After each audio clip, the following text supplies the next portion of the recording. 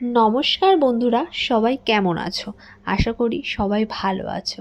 তো সবাইকেই প্রথমে জানিয়ে দিচ্ছি গুড মর্নিং, কারণ আজকের ভিডিওটা আমি সকাল থেকেই শুরু করছি। এখন আমি যেটা করছি সেটা হলো আমার ছেলের খাবার বানাচ্ছি, কারণ ও এখন খুব ছোট, তো ওকে খাওয়াতে হবে। আস্তে আস্তে কটা বাসন ছিল, ওগুলোও আমি ভালো করে মেজে ধুয়ে পরিষ্কার করে নিলাম।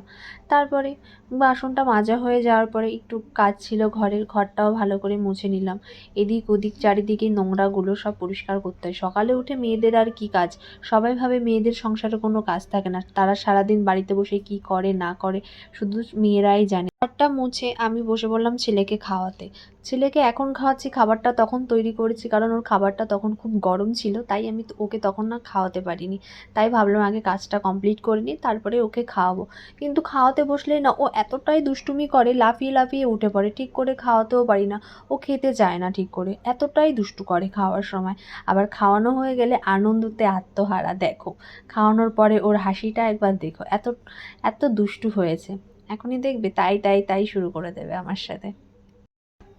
ওকে নিয়ে আমার সারাটা দিন কেটে যায় এইভাবে। দেখো, এখন একটু নিজের ভয়েসটাও শোনো।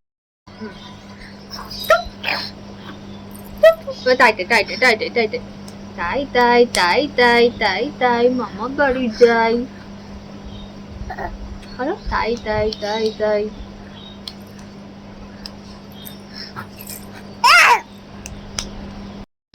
ছেলেকে খাওয়ানো দাওয়ানো কমপ্লিট, তারপরে চলে গেলাম আবারও রান্নাঘরে চা বানাতে।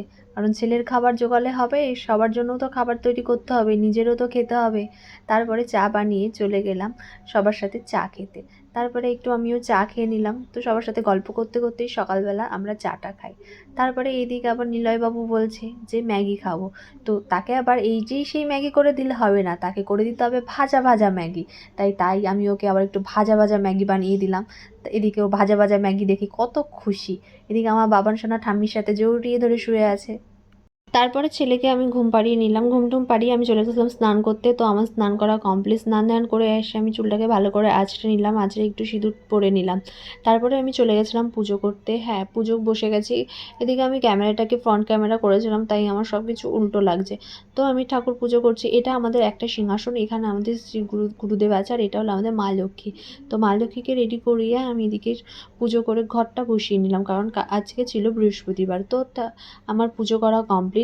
এটা হলো আমাদের লক্ষ্মীর সিংহাসন, আর এটা হলো আমাদের গুরুদেবের সিংহাসন। পুজো কমপ্লিট, তারপরে আমি চলে গেছিলাম পাপানিকে স্নান করাতে। দেখো, স্নান করতে বসে ওর দুষ্টুমি শুরু। স্নান করানো কমপ্লিট, তারপরে ওকে আমি রেডি করতে চলে আসলাম। তো রেডি করতে বসে ও আমার সব থেকে বড় কষ্টের কাজ হলো ওকে টিপ পরানো, কারণ টিপ পরাতে গেলে খুব কান্না করে। তারপরে রেডি করা কমপ্লিট, আমি তারপরে চলে আসলাম রান্না করতে রান্নাঘরে। তো আজকে শুধু আমি না মাছের তরকারিই করেছিলাম। তো মাছের ঝোলটা আমার কমপ্লিট। তো বিকেলবেলা আমি বেরিয়ে পড়েছিলাম ছেলেকে নিয়ে ঘুরতে। তো আমার বিকেল হলে এটা হলো গিয়ে আমার রোজকারের ডিউটি, বিকেল হলে পরেই ছেলেকে নিয়ে আমার গাড়ি নিয়ে বেরিয়ে পড়তে হয় ঘুরতে। গাড়ি আমি পেছন থেকে ঠেলবো আর উনি বসে বসে আরাম খাবে। তো এটা হলো গিয়ে আমাদের নতুন রাস্তা, আমাদের বাড়ির সামনেই নতুন তৈরি করেছে রাস্তাটা এবার। তো সন্ধ্যাবেলা আমিও কিছু টিফিন বানিয়ে নিলাম। তো এটা হলো গিয়ে ম্যাগি দিয়ে পিৎজা বানিয়েছি। হ্যাঁ বাবা, ঠিকই শুনেছো, ম্যাগি দিয়ে পিৎজা। তো ম্যাগি পিৎজা বানিয়েছি, এটা হলো নিলয়কে খেতে দিলাম। তো খাওয়ার পরে নিলয়ের রিয়াকশানটা দেখো। এই পিৎজার রেসিপিটা তোমরা আমার শর্ট ভিডিওতে পেয়ে যাবে। তো বন্ধুরা, ভিডিওটা এই পর্যন্তই। ভালো লাগলে একটা লাইক কমেন্ট শেয়ার করে দিও। টাটা সবাইকে, ভালো থাকবে।